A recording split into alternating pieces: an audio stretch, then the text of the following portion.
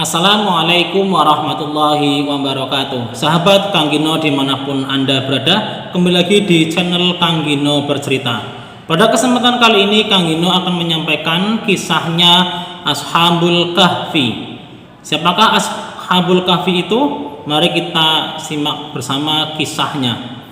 Ashabul Kahfi merupakan kisah 7 pemuda yang tertidur di dalam gua selama kurang lebih 309 tahun. Kisah ini terjadi sebelum zaman Nabi Muhammad SAW.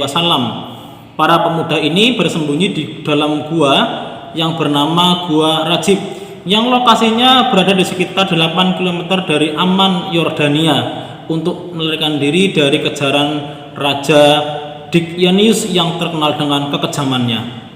Cerita tentang Ashabul Kahfi ini berawal dari sebuah nama negeri yang bernama negeri Ephasus, yang dipimpin oleh seorang raja yang kejam dan penyembah berhala yang bernama Daqyanus. Ia tak segan-segan membunuh siapa saja yang menolak untuk menyembah berhala.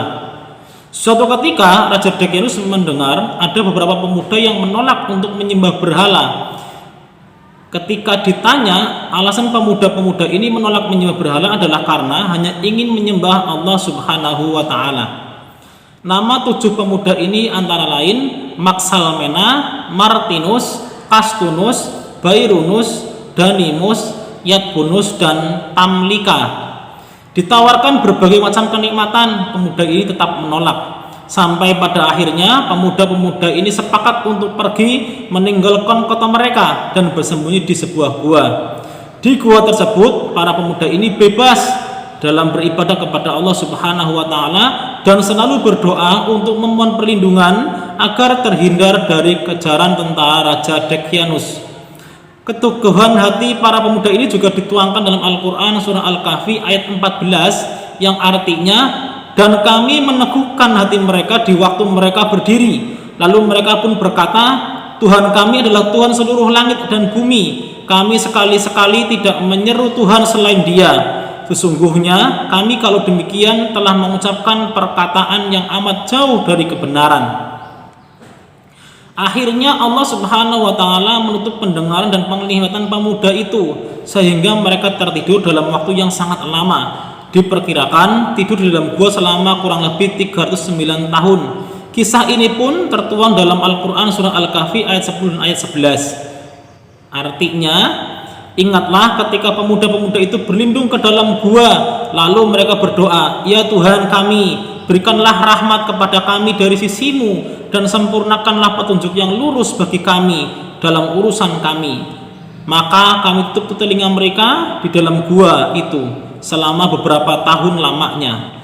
Ashabul Kahfi dibangunkan dari tidur yang panjang. Waktu terus berjalan hingga akhirnya negeri Ephasus sudah beberapa kali ganti raja dan Raja Daqyanus telah tiada. Allah pun membangunkan mereka, para pemuda yang ada di dalam gua tersebut, sebagaimana yang tertulis dalam Al-Quran surah Al-Kahfi ayat 12. Kemudian kami bangunkan mereka agar kami mengetahui manakah di antara kedua golongan itu yang lebih tepat dalam menghitung berapa lamanya mereka tinggal dalam gua itu.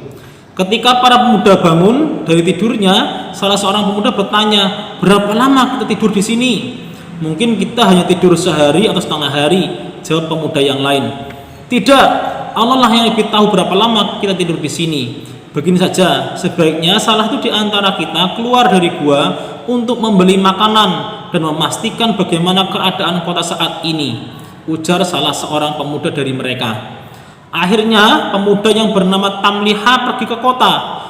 Dia berjalan dengan sembunyi-sembunyi karena takut ketahuan oleh prajurit Raja Daqyanus. Namun ia merasa heran karena melihat banyak orang yang sudah beriman. Keadaan kota pun sudah sangat berubah. Kemudian ia bertanya kepada satu penduduk yang ia temui untuk memastikan nama kota tersebut. Penduduk pun menjawab kota itu adalah kota Ephasus. Itulah kisahnya Ashabul Kahfi yang tertuang dalam Al-Quran. Apapun yang terjadi dengan diri kita, sebaiknya adalah tetap mengimani bahwa Allah itu adalah Tuhan semesta alam. Dari kisah ini kita belajar satu hal yang sangat penting, bahwa keimanan dan keteguhan hati harus lebih diutamakan di atas apapun di dunia ini. Terima kasih, semoga ada manfaatnya. Wassalamualaikum warahmatullahi wabarakatuh.